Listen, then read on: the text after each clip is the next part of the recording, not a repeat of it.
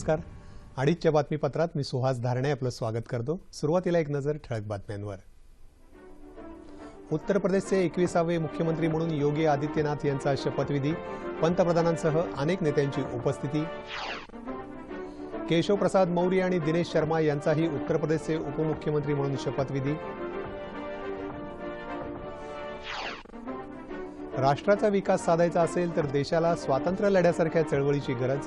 पंतप्रधान नरेंद्र मोदी. उद्या होणाऱ्या जाट आंदोलनाच्या पार्श्वभूमीवर दिल्ली आणि हरियाणामध्ये प्रतिबंधक उपाय जारी. कृषी विकासाला चालना देणाऱ्या अर्थसंकल्पामुळे राज्यातला शेतकरी सक्षम होईल. मुख्यमंत्री देवेंद्र फडणवीस यांना विश्वास. आणि रांची इथल्या तिसऱ्या कसोटी क्रिकेट सामन्यात चेतेश्वर पुजारा आणि रिद्धिमान साहा यांच्या दमदार भागीदारीमुळे भारत मजबूत स्थितीत. आणि आता सविस्तर वृत्त. उत्तर प्रदेशचे 21वे मुख्यमंत्री म्हणून योगी आदित्यनाथ यांनी आज शपथ घेतली. लखनौ इथल्या स्मृती उपवनात होत असलेल्या शानदार समारंभात राज्यपाल राम नाईक यांनी योगी आदित्यनाथ यांना पद आणि गोपनीयतेची शपथ दिली. मैं आदित्यनाथ योगी ईश्वर की शपथ लेता हूं कि मैं विधि द्वारा स्थापित भारत के संविधान के प्रति सच्ची श्रद्धा और निष्ठा रखूंगा. मैं भारत की प्रभुता और अखंडता को अक्षुण्ण रखूंगा. मैं उत्तर प्रदेश राज्य के मुख्यमंत्री के रूप में अपने कर्तव्यों का श्रद्धापूर्वक और शुद्ध अंतःकरण से निर्वहन करूंगा तथा मैं भय या पक्षपात, अनुराग या द्वेष के बिना सभी प्रकार के लोगों के प्रति संविधान और विधि के अनुसार न्याय करूंगा. मैं आदित्यनाथ योगी ईश्वर की शपथ लेता हूं कि जो विषय उत्तर प्रदेश राज्य के मुख्यमंत्री के रूप में मेरे विचार के लिए लाया जाएगा अथवा मुझे ज्ञात होगा उसे किसी व्यक्ति या व्यक्तियों को तब तक के सिवाय जब तक कि ऐसे मुख्यमंत्री के रूप में अपने कर्तव्यों के सम्यक निर्वहन के लिए ऐसा करना अपेक्षित हो मैं प्रत्यक्ष अथवा अप्रत्यक्ष रूप से संसूचित या प्रकट नहीं करूंगा.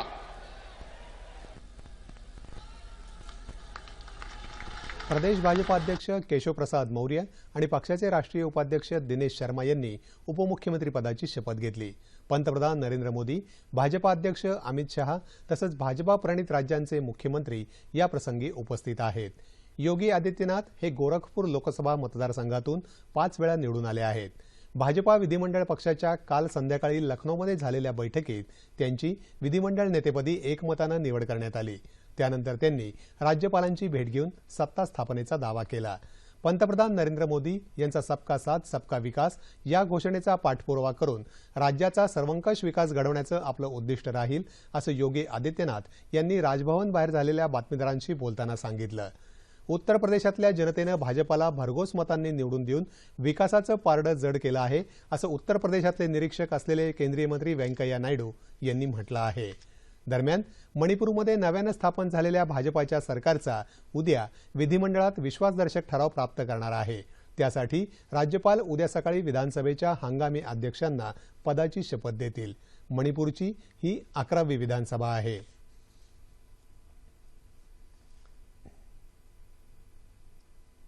उत्तराखंडचे नवे मुख्यमंत्री म्हणून त्रिवेंद्र सिंग रावत यांचा काल शपथविधी झाला. डेहराडून इथं परेड ग्राउंडवर झालेल्या या शपथविधी सोहळ्याला पंतप्रधान नरेंद्र मोदी यांच्यासह अन्य केंद्रीय नेते उपस्थित होते. रावत यांच्याबरोबर 7 कॅबिनेट आणि 2 राज्यमंत्र्यांसह 9 मंत्र्यांनी शपथ घेतली. उत्तराखंड विधानसभेच्या 70 जागांपैकी भाजपाला 57 जागांवर विजय मिळाला आहे.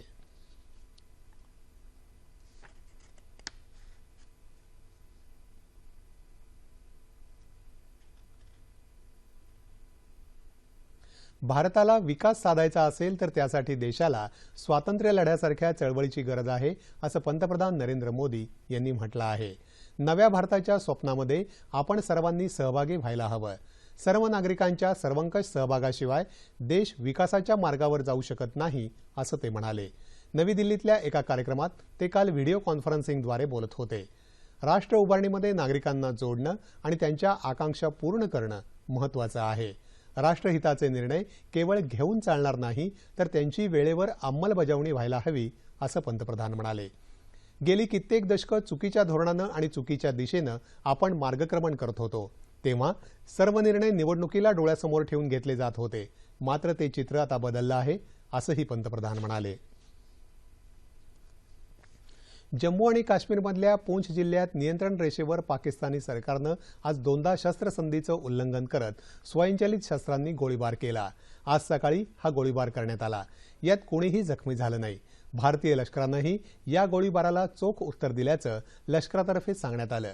गेल्या 11 दिवसात नियंत्रण रेषेवरील पाकिस्तानी लष्कराचं हे 5वं शस्त्रसंधी उल्लंघन आहे.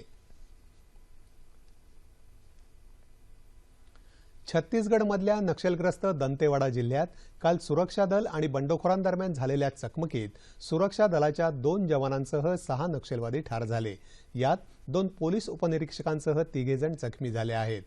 देरीपुरा भागात जंगलामध्ये टेहळणी करत असताना सुरक्षा दलाचा या नक्षलवाद्यांशी सामना झाला. ठार झालेल्या नक्षलवाद्यांमध्ये एका महिलेचा समावेश आहे. तिच्यावर 8 लाख रुपयांचं बक्षीस जाहीर झालं होतं. चकमकीनंतर जवानांनी घटनास्थळावरून एक AK-47 आणि इतर साहित्य जप्त केलं. संसदेला घेराव घालण्याच्या उद्याच्या जाट आंदोलनाविरोधात राजधानी दिल्लीत कडेकोट सुरक्षा व्यवस्था ठेवण्यात आली आहे. शिक्षण आणि रोजगार क्षेत्रात जाट समाजाला आरक्षण दिलं जावं या मागणीसाठी काढण्यात येणाऱ्या मोर्चावर प्रतिबंधात्मक उपाय करण्याचा निर्णय दिल्ली पोलिसांनी घेतला आहे. आज रात्री 11 वाजल्यापासून ल्युटन्स दिल्ली भागात नागरिकांना प्रवेशबंदी असेल. काही भागातील मेट्रो सेवाही आज रात्री 8 वाजल्यापासून स्थगित केली जाणार आहे. केंद्रीय माध्यमिक शिक्षण मंडळाच्या उद्या होणाऱ्या परीक्षेला बसणाऱ्या विद्यार्थ्यांनी हे लक्षात घेऊन परीक्षा केंद्रावर पोहोचण्यासाठी लवकर निघावं, अशी सूचना मंडळानं प्रसिद्ध केली आहे. हरियाणामध्ये अंबाला, रोहतक, भिवानी, चरखी दादरी, हिसार इत्यादी भागात 144 कलम लागू करण्यात आला आहे. तसंच या भागातली इंटरनेट सेवाही निलंबित केली आहे. बळीराजाप्रती संवेदना प्रकट करण्यासाठी जनमंच कृषी मंचच्या वतीनं आज नागपुरातल्या डॉक्टर पंजाबराव देशमुख यांच्या पुतळ्याजवळ अन्नत्याग आंदोलन करण्यात आलं. या आंदोलनात डॉक्टर, वकील, शिक्षक, पत्रकार असे विविध क्षेत्रातले मान्यवर सहभागी झाले होते. 31 वर्षांपूर्वी यवतमाळ जिल्ह्यातल्या साहेबराव करपे या शेतकऱ्यानं आपल्या संपूर्ण कुटुंबासह आत्महत्या केली होती. अनेक संकटांमुळे आजही शेतकरी आत्महत्या करत आहेत. त्या सर्व शेतकरी बांधवांना श्रद्धांजली अर्पण करण्यासाठी तसंच आम्ही तुमच्या पाठीशी आहोत हे दर्शवण्यासाठी हे आंदोलन केलं गेलं.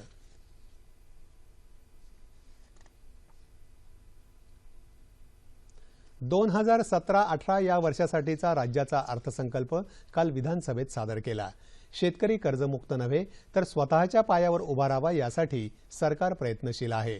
त्या दृष्टीनं अर्थसंकल्पात तरतुदी करण्यात आल्याचं नमूद करून पुढच्या वर्षी राज्याचा विकास दर 2 आकडी करण्याचा निर्धार वित्तमंत्र्यांनी अर्थसंकल्प राज्य सरकारच्या कामगिरीमुळे सन 2014 साली असलेला 5.4 महाराष्ट्राचा विकास दर जे यांचं कर्तृत्व आहे, पराक्रम आहे, 5.4% हा महाराष्ट्राचा विकास दर सन 2016-17 मध्ये जयंत पाटील साहेब 9.4% केले.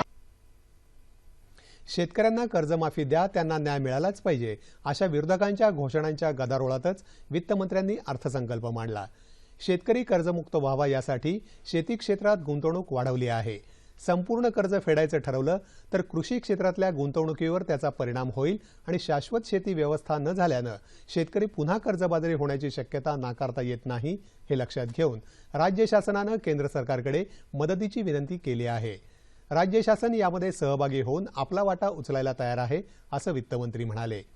थकीत कर्ज असलेल्या शेतकऱ्यांच्या पाठीशी शासन खंबीरपणानं उभं राहील याच्यासाठी योजना करताना नियमित कर्ज भरणाऱ्या शेतकऱ्यांना हे लाभ मिळेल, असंही त्यांनी सांगितलं.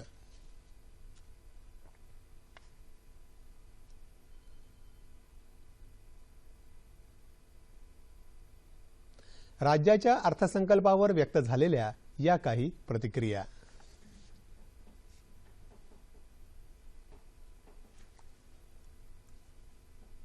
हे जे 1 कोटीपेक्षा जास्त शेतकरी आहेत की जे नियमित कर्ज भरतायत, त्यांच्याकरता जो कृषी विकास आपल्याला करायचा आहे, त्यांची शेती जी शाश्वत करायची आहे, त्याच्यावर देखील त्याचा एक विपरीत परिणाम होईल आणि म्हणून ते आवश्यक आहे. पण त्यासोबत केंद्र सरकारची मदत घेऊन जर ते केलं तर दोन्ही गोष्टी साध्य करणं शक्य आहे आणि म्हणून केंद्र सरकारला आम्ही काल भेटलो आहोत. त्यांनी देखील बरीच सकारात्मक भूमिका त्यात घेतली आहे आणि राज्य सरकार आपला वाटा उचलण्याकरता तयार आहे. अर्थसंकल्पाच्या कोणत्याही उद्दिष्ट पूर्तीला, सरकारच्या कोणत्याही उद्दिष्टाला सरकार पूर्ण करू शकलं नाही, हे अर्थसंकल्पाचं दुसरं दुर्दैव आहे. आज राज्याच्या याच्यावर फार मोठा भार आहे का, तर नक्कीच आहे, पण तो भार सुद्धा सहन केला पाहिजे, तरच शेतकरी जगन ही आमची भूमिका आहे. नाही तर शेतकऱ्याची जात ही समूळ नष्ट होईल अशी परिस्थिती आहे. एवढ्या किलोमीटरचे रस्ते आम्ही करणार सांगितले आहे, ते सर्व टोल त्याला लागणार आहे आणि जवळजवळ 1,07,000 कोटी रुपयाचा येणाऱ्या काळात राज्याच्या जनतेला टोल लागणार आहे. म्हणजे टोलमुक्ती निवडणुकीपुरती पुन्हा मात्र सबंध राज्याला टोलमध्ये ढकलण्याचं काम या भाजप आणि सेनेच्या सरकारने केलं आहे. राज्य सरकारच्या उच्चस्तरीय शिष्टमंडळासह शेतकऱ्यांच्या कर्जमाफीबाबत केंद्रीय मंत्र्यांशी सकारात्मक चर्चा झाली असल्याचं निवेदन मुख्यमंत्री देवेंद्र फडणवीस यांनी विधानसभेत केलं. या निवेदनादरम्यान विरोधक हौद्यात उतरून घोषणा देत होते, त्यामुळे विरोधकांना केवळ राजकारण करायचं आहे असा टोला मुख्यमंत्र्यांनी लगावला. तर सभागृहाचा उपयोग शेतकऱ्यांसाठी करा, राजकारणासाठी नको असं सांगत शेतकऱ्यांचा खरा कैवार असेल तर अर्थसंकल्प शांतपणे ऐकून घ्या असं आवाहनही मुख्यमंत्र्यांनी निवेदनादरम्यान केलं. हे सरकार पूर्णतः शेतकऱ्यांच्या पाठीशी आहे असं मुख्यमंत्री म्हणाले. विधान परिषदेत कर्जमाफीची मागणी करत विरोधकांनी केलेल्या अभूतपूर्व गोंधळात वित्त राज्यमंत्री दीपक केसरकर यांनी अर्थसंकल्प सादर केला. त्यापूर्वी राष्ट्रवादी काँग्रेसचे सुनील तटकरे यांनी आक्षेप घेत अर्थराज्यमंत्र्यांच्या पक्षाची भूमिका कर्जमुक्ती झाल्याशिवाय अर्थसंकल्प मांडू देणार नाही अशी होती, त्यामुळे ते अर्थसंकल्प कसं काय मांडू शकतात असा प्रश्न त्यांनी उपस्थित केला. सांगली शहरासाठी आयर्विनला पर्यायी पूल मंजूर झाला असून त्यासाठी राज्य अर्थसंकल्पात 2 कोटी रुपयांची तरतूद करण्यात आली आहे. 25 कोटी रुपये खर्चाचं हे काम याच वर्षी सुरू होणार आहे. सांगली पेठ या मार्गाचं राष्ट्रीय महामार्गात रूपांतर करायला अलीकडेच मान्यता प्राप्त झाली आहे, त्यामुळे या भागातील वाहतूक सुरळीत व्हायला मदत होणार आहे. याशिवाय क्रांतिसिंह नाना पाटील यांच्या नावानं वाळवा तालुक्यातील पेठ इथं शैक्षणिक संकुल सुरू होणार असून त्यासाठी 66 कोटी रुपये खर्च केले जाणार आहेत. इस्लामपूर शहरासाठी भुयारी गटार योजना मंजूर झाली असून त्यासाठी सुमारे 69 कोटी 42 लाखांची तरतूद करण्यात आली आहे. देशातल्या अनेक लोकांसाठी अजूनही न्याय हे स्वप्नच आहे अशी खंत मुख्य न्यायाधीश न्यायमूर्ती जे.एस. खेर यांनी व्यक्त केली. नवी दिल्लीत काल आयोजित 15व्या अखिल भारतीय राज्य वैधानिक सेवा प्राधिकरणाला ते संबोधित करत होते.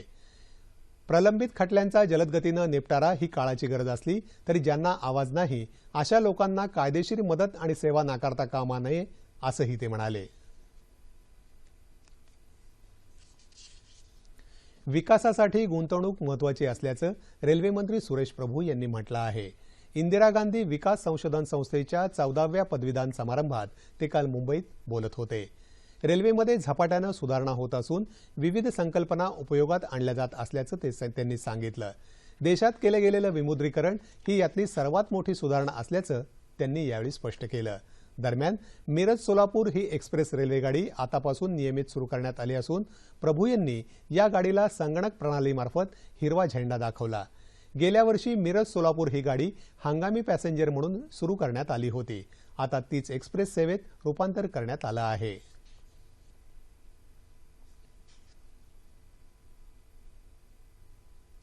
मारुती सुझुकी इंडिया लिमिटेडच्या हरियाणातल्या मनेसर इथल्या प्रकल्पात 2012 रोजी झालेल्या हिंसाचार प्रकरणी गुरगाव इथल्या न्यायालयानं काल कंपनीच्या 13 माजी कर्मचाऱ्यांना आजीवन कारावासाची शिक्षा ठोठावली आहे. या हिंसाचारात कंपनीच्या एका वरिष्ठ अधिकाऱ्याचा मृत्यू झाला होता. हे कर्मचारी हत्येप्रकरणी दोषी आढळले आहेत.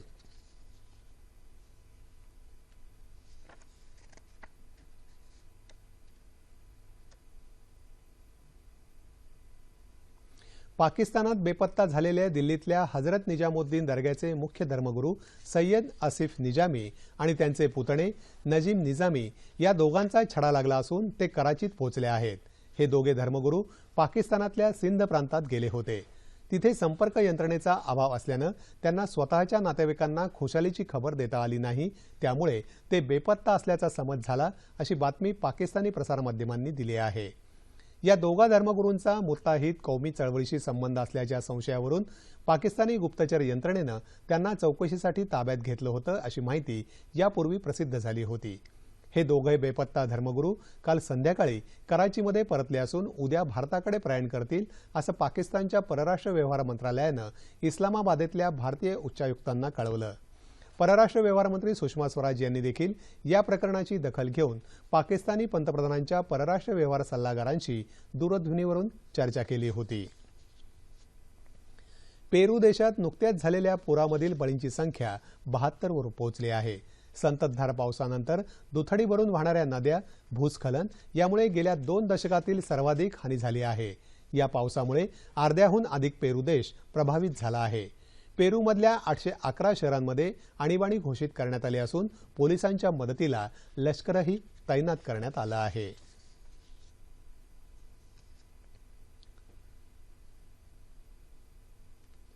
जीवन जगताना अडचणी तर येतच असतात। त्या अडचणी कधी शारीरिक तर कधी आर्थिक।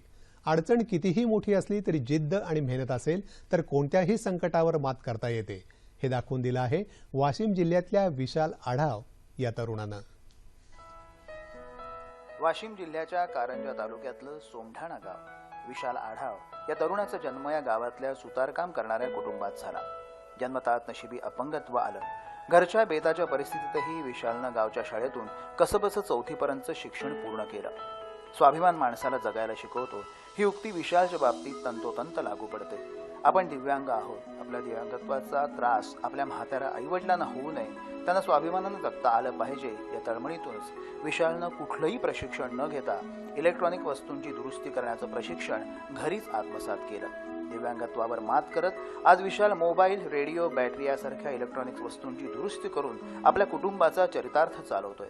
पहिल्यांदा रेडिओ बनवला घरी स्वतः, रेडिओ बनवला, मग अर्जही टाकले काही। मी म्हणलं काही आता मला मोठं दुकान टाकायचं आहे, काही स्कीम काढा म्हणलं। मी रेडिओ दुरुस्त करतो, मोबाईल पण दुरुस्त करू शकतो, चार्जिंगच्या बॅटरी का दुरुस्त करू शकतो। मात्र सरकारची कुठलीही योजना विशालपर्यंत अजूनही पोहोचली नाही। समाज कल्याण विभागाकडून अपंगांना पुरवण्यात येणारी 3 चाकी सायकलही विशालला अजूनही मिळू शकली नाही। त्या सरकारच्या इकडून असं वाटते की एखादं मोबाईलचं दुकान टाका, यासाठी पैसे पाहिजे। मात्र त्याच्या वडिलांनी विशालसाठी आपल्या कल्पक बुद्धीतून लाकडी सायकल बनवली। त्या सायकलवर बसून आता विशाल फेरफटका मारू शकतो। दिव्यांगत्व एक कमकुवतपणा आहे असं न समजता स्वावलंबी झालेल्या विशालच्या जिद्दीला आमचा सलाम। महाराष्ट्र सागरी महामंडळाच्या वतीनं सागरी किनारे स्वच्छ करून पर्यटन वृद्धीसाठी अनोखा प्रयत्न केला जात आहे। महामंडळाच्या निर्मल सागर तट स्वच्छता अभियानांतर्गत मुरुड तालुक्यातल्या काशीद ग्रामपंचायतीच्या वतीनं एका आठवड्यापूर्वी काशीदचा समुद्र किनारा स्वच्छ करण्यात आला। यात गावकरी आणि शालेय विद्यार्थ्यांनी सहभाग घेतला। आता दर 20 दिवसांनी सर्व ग्रामस्थांनी या स्वच्छता अभियानात सामील होणार असल्याचा निर्धार केला आहे। तसंच समुद्र किनाऱ्यावरचा कचरा दररोज साफ करण्यासाठी 7 सफाई कर्मचारी नेमण्यात आले आहेत। काशीदच्या या सागरी किनाऱ्याला A+चं नामांकन देण्यात आलं असून या स्वच्छता अभियानाचा भाग म्हणून काशीद ग्रुप ग्रामपंचायतीला सुमारे 20 लाख रुपयांचा निधीही देण्यात येणार आहे। त्यातून जलव्यवस्थापन आणि जलपर्यटन सुधारण्यासाठीही उपक्रम राबवले जाणार आहेत। या अभियानात आम्ही जवळजवळ 7 लोकांना ठेवलेल्या स्वच्छता अभियानासाठी, बीच स्वच्छतेसाठी। त्यात 4 महिला आहेत। आम्ही ग्रामपंचायत ट्रॅक्टर बीचवर रोजचं फिरवतोय, जेणेकरून ते कचरा साठवू नये। आणि जो कचरा आमचा आहे त्याची विल्हेवाट लावण्यासाठी डम्पिंग ग्राउंडची व्यवस्था केलेली आहे। ते खड्डा खोदून आम्ही ते कचरा एकत्र करतो। प्लास्टिक बॉटलचं वगैरे विल्हेवाट वेगळी करून ते दुसरीकडे दिलं जातं। त्या प्रकारे आम्ही त्याचा विल्हेवाट करतो। पर्यटन वगैरे येतात त्यांना आम्ही सर्व डस्टबिनमध्ये कचरा कंपल्सरी टाकायला सांगतो। पूर्ण शॉप वगैरे दुकान वगैरे त्यांना पण आम्ही सांगतो।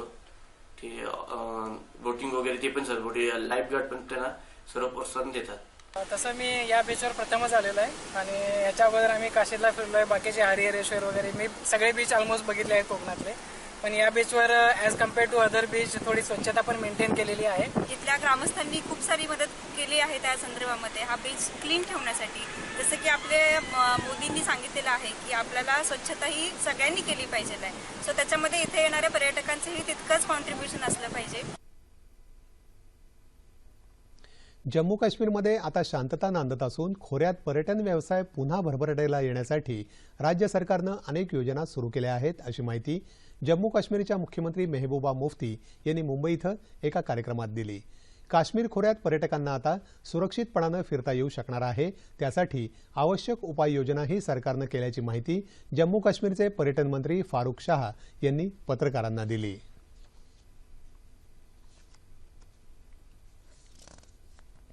लोणावळ्याजवळच्या प्रसिद्ध एकविरा देवी संस्थान इथं भाविकांसाठी उभारण्यात येणाऱ्या 50,000 लिटर पाण्याच्या टाकीच्या बांधकामाला काल राज्यसभेचे खासदार अनिल देसाई यांच्या हस्ते सुरुवात झाली. खासदार श्रीरंग बारणे आणि शेकडो भाविक उपस्थित होते.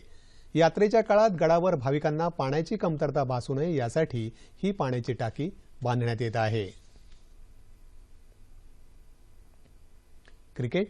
रांची इथं सुरू असलेल्या तिसऱ्या क्रिकेट कसोटीमध्ये ऑस्ट्रेलियाविरुद्ध भारताच्या चेतेश्वर पुजारानं नाबाद द्विशतक फटकावलं असून रिद्धिमान साहा यानंही आपलं शतक पूर्ण केलं आहे. कालच्या 6 बाद 360 धावसंख्येवरून पुढे खेळताना चेतेश्वर पुजारा आणि रिद्धिमान साहा या दोघांनीही आज महत्त्वपूर्ण भागीदारी करत भारताला मजबूत स्थिती प्राप्त करून दिली. शेवटचं वृत्त हाती आलं तेव्हा भारताच्या 7 बाद 527 धावा झाल्या असून 70 धावांची आघाडी मिळवली आहे.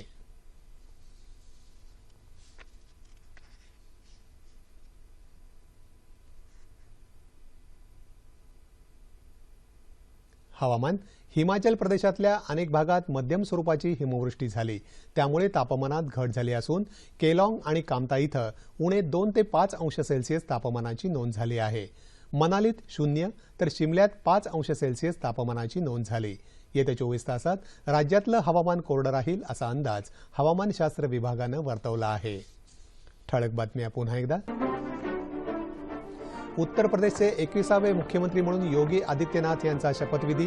पंतप्रधानांसह अनेक नेत्यांची उपस्थिती.